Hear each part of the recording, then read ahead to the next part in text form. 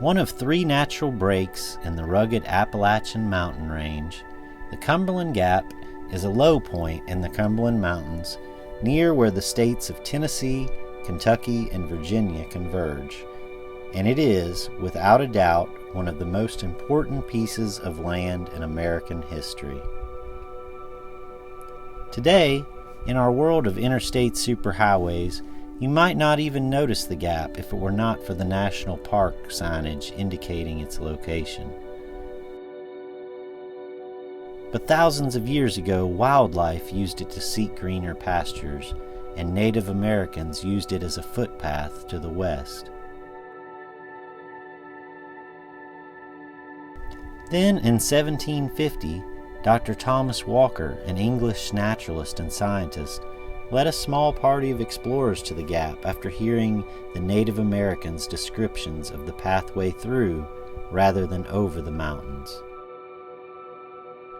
Walker called it the Cave Gap and named the river north of the pass the Cumberland River, after the Duke of Cumberland, son of Britain's King George II, who funded Walker and his group on their expedition. The Cumberland Gap was a converging point for two major pioneering routes to the west.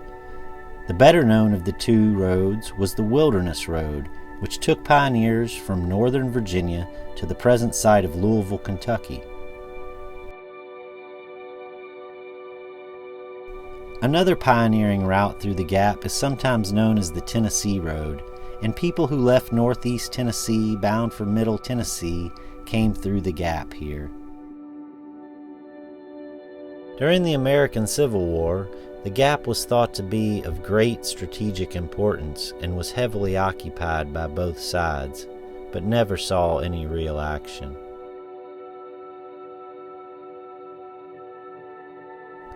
It is estimated, however, that between 1760 and 1850, over 300,000 people walked, rode, or were carried through the Cumberland Gap.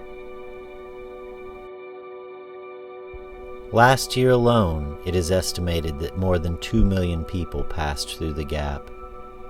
How many of those recognized the significance of the path they traveled?